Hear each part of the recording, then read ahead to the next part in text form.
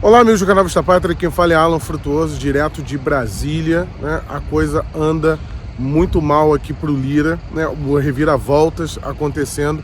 Inclusive, eu antecipei, quem é inscrito aqui no canal, eu antecipei isso na quarta-feira. Aqui foi o primeiro canal a publicar sobre a rasteira, a passada de perna que o Lula tinha tomado, né? Se você é inscrito no canal, você viu esse vídeo aí na quarta-feira. Agora toda a imprensa já está falando sobre isso e eu vim até aqui para poder apurar, né, o que está acontecendo e quais seriam as estratégias do Arthur Lira. Lembrando que ontem, né, nós transmitimos aqui a chegada do presidente Jair Bolsonaro, né, trouxemos aqui algumas imagens exclusivas para vocês e todo esse esforço para poder vir para cá e trazer essas informações em loco e também fazer essa apuração real, né, é feita com a ajuda de vocês. Se vocês puderem colaborar, né, através do Pix que está aí na tela ou através da conta corrente que está na descrição, né, para que cubra, né, todos esses custos aí que a gente tem para correr atrás da informação, será de muita ajuda. Você pode ajudar agora através do Pix aí, ou através da conta corrente que está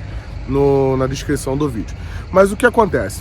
Na quarta-feira, eu já tinha antecipado para vocês, eu trouxe que o Arthur Lira, né, tomou uma rasteira. Porque o Lira entrou ele começou uma guerra, né, contra o Rodrigo Pacheco, presidente do Senado, né, Senado e Câmara ali atrás, e essa guerra foi por conta do rito de tramitação das MPs.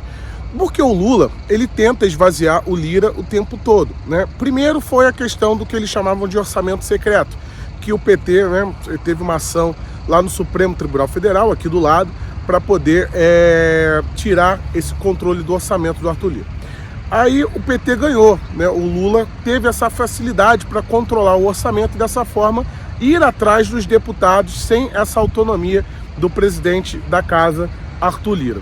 Porém, o Lira ele conseguiu, né, reaver isso, pressionando de maneira muito forte o governo, fazendo que, inclusive, o governo soltasse emendas, né, para os deputados novatos e também, até mesmo para deputados da oposição, fazendo valer o controle do presidente da Câmara, né, sobre essa distribuição de emendas parlamentares. Isso, obviamente, vai encurralando o PT. Por vários dias nós estamos trazendo informações aqui de como o PT, né, está sofrendo com isso. E, obviamente, o PT não ia ficar para trás, né? E na quarta-feira eu antecipei essa informação aqui, no qual eu trouxe, né, que o Lira tinha tomado a rasteira do Lula. Por quê? Houve uma estrutura aqui, uma formação de um bloco, do qual eu já descrevi aqui, né, Podemos, MDB, PSC, esse bloco aí com 179 parlamentares, ou 172, não lembro o certo aqui agora porque, né, estou na rua, estou sem minhas anotações, mas está lá no vídeo. E esse bloco faz com que o Lira, né, perca o determinado controle, principalmente nessa guerra das MPs, mas também é um bloco do qual pode negociar diretamente com o governo do PT. Então o MDB, né, o Podemos, né, isso tudo aconteceu porque o Lira estava focando todas as suas energias, né, nessa guerra com a MP. Enquanto isso, na surdina, eles foram lá e fizeram esse bloco. Agora, o Arthur Lira, ele está tentando, né, reaver esse controle, inclusive indo até partidos improváveis para formar esse bloco de composição com o PP. Esses partidos improváveis é o PDT e o PSB. Lembrando que o PSB é o atual partido do vice-presidente da República, o Geraldo Alckmin, né? Ele vai tentar formar para poder ter uma maioria de deputados sobre esse grupo que se formou. Porque ele também está preocupado aí, obviamente, com a sucessão, né,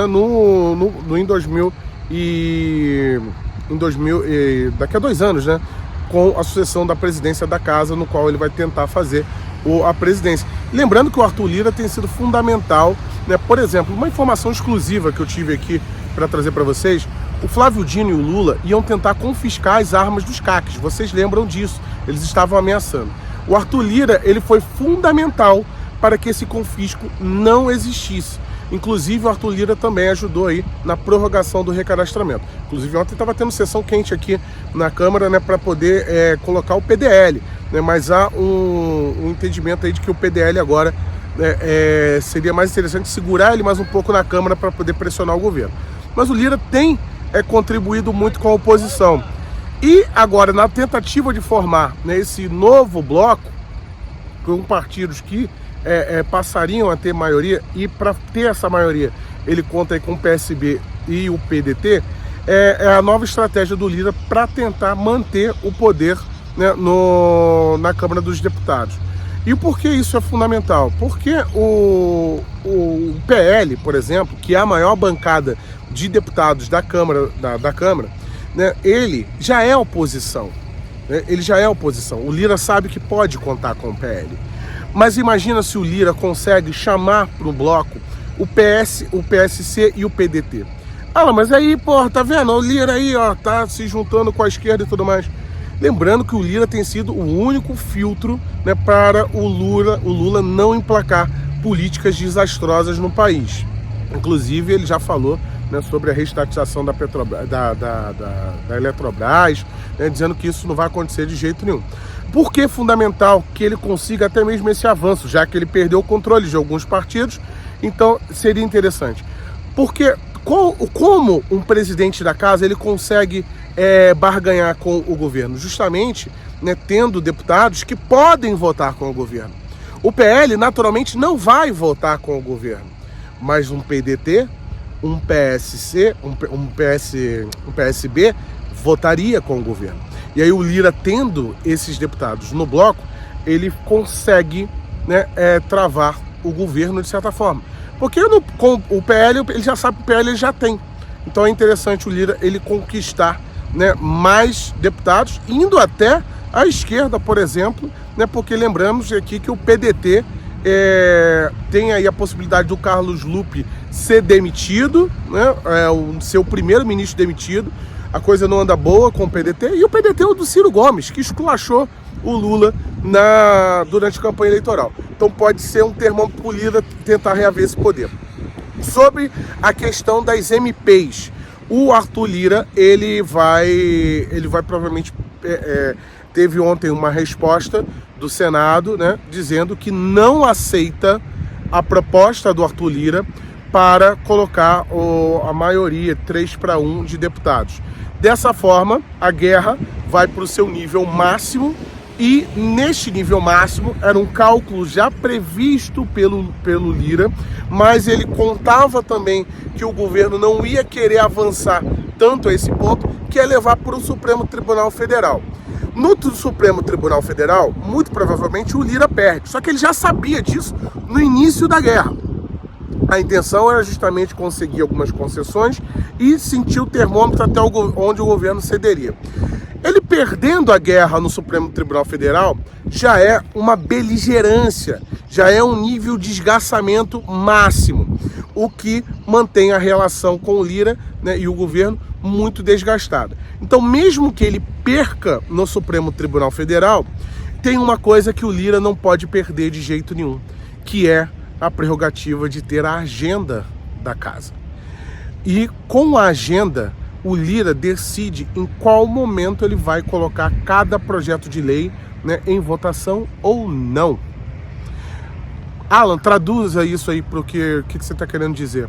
Estou dizendo o seguinte: já que o governo está optando por dar pernada, agora tentar cooptar os republicanos, né, o que vai ser um tanto improvável, principalmente por conta do Senado, que tem o Hamilton Mourão, tem a Damares, né, tem o Tarcísio lá, mas aí não se envolve aqui na questão legislativa, mas é um partido que tem muitas lideranças, né, de direita, e então, mas o governo está indo para cima até mesmo dos republicanos, no sentido de esvaziar o Arthur Lira.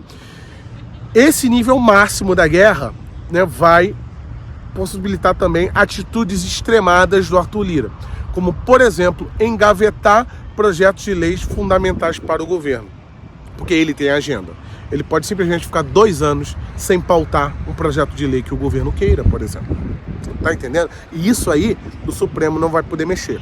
Porque realmente o que o Lira está fazendo aqui é um esgarçamento para tentar, através da força, da pressão, né, um rearranjo, né, que seja determinado no regimento, que a Câmara dos Deputados é a casa iniciadora, é a casa do povo, projeto de lei, enquanto os representantes da federação, no Senado, eles deveriam, né, ter uma proporcionalidade menor devido ao peso. por ser uma casa revisora. Então, o que nós temos aqui é o nível máximo, vai ser levado ali para o lado ali, para o Supremo Tribunal Federal, leva para o Supremo Tribunal Federal, eu perco no Supremo Tribunal Federal e vocês também vão amargar várias derrotas na Câmara, ainda mais porque vocês estão mexendo no meu cercadinho. Esse é o pensamento.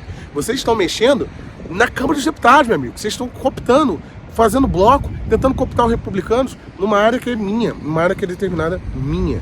Né? Então aí, meu amigo, vai levar realmente a um desgoverno. E há um entendimento de que esse governo Lula, ele está sendo, na verdade, um Dilma 2. Né? Eles estão repetindo todas as estratégias para isso. Inclusive ontem teve o arcabouço fiscal, foi apresentado aqui, sem texto, né? É praticamente um conjunto de boas intenções, que de boas intenções não tem nada, né? Porque aumenta o gasto, aumenta a arrecadação, ele incentiva o gasto, né? Se aumenta a arrecadação, aumenta o gasto.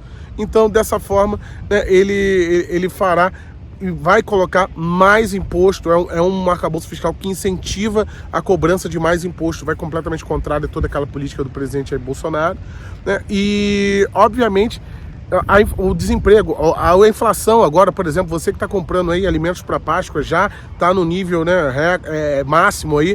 Então, pessoal, a coisa está indo muito mal para o Lula. E com essas atitudes de interferência no parlamento, ou até mesmo de um esgarçamento, se garantindo no Pacheco, garantindo, por exemplo, no Senado, meu amigo, a coisa não vai muito bem, não.